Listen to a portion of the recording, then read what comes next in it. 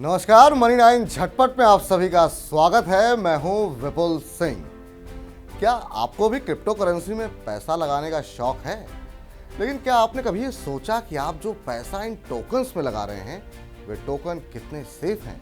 क्या इन टोकन्स पर आपका पूरा हक है या ये ट्रेडिंग कराने वाले प्लेटफॉर्म्स के कब्जे में है? आप पूछेंगे कि हम ये सवाल क्यों उठा रहे हैं?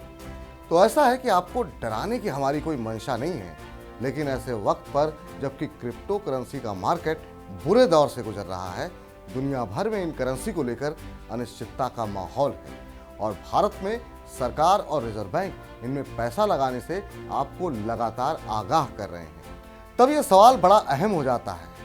हाल में ही अमेरिकी crypto exchange Coinbase Global Inc ने उस वक्त विवाद पैदा कर दिया जब एक रेगुलेटरी डिस्क्लोजर में यह खुलासा हुआ कि अगर कभी एक्सचेंज दिवालिया हुआ तो इन्वेस्टर्स के क्रिप्टो भी खत्म हो जाएंगे। ये खबर क्रिप्टो के भारतीय अमरूदों के लिए भी बेहद जरूरी है।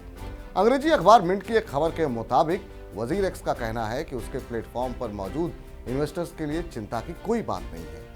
वजीर एक्स ने कहा है कि इन्वेस्टर्स अपने टोकन से हक नहीं खोएंगे क्योंकि इन्हें एक अलग कस्टोडियल वॉलेट में रखा जाता है।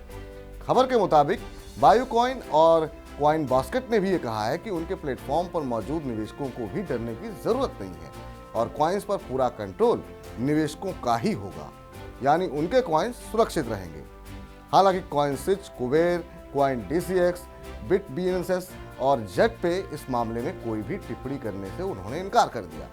टोकन्स पर इन्वेस्टर्स के कंट्रोल और इनके सेफ होने की बात पर शेयर और म्यूचुअल फंड इन्वेस्टर्स पूरे कॉन्फिडेंस में रहते हैं। वजह यही है कि उनके पास इन एसेट्स का पूरा कंट्रोल रहता है और वे कभी भी इन्हें खरीद और बेच सकते हैं। ये स्टॉक डीमैट फॉर्म में एक डिपॉजिटरी में रहते हैं। ऐसे में लोगों के इन्वेस्टमेंट पूरी तरह से सेफ हैं।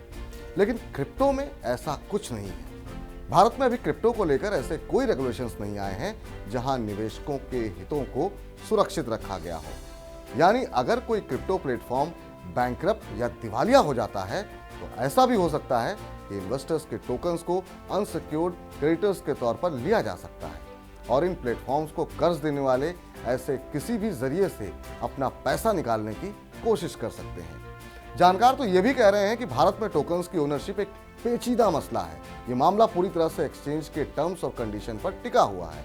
अब सबसे बड़ी बात यहाँ पर यह आती है कि क्रिप्टो इन्वेस्टर्स को ऐसे में क्या करना चाहिए।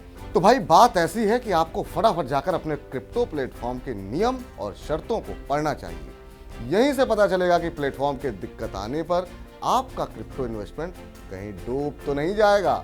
साथ ही सरकार को भी क्रिप्टो इन्वेस्टर्स का बड़ा दायरा देखते हुए उनकी प्रोटेक्शन के लिए तत्काल कानून लाना चाहिए।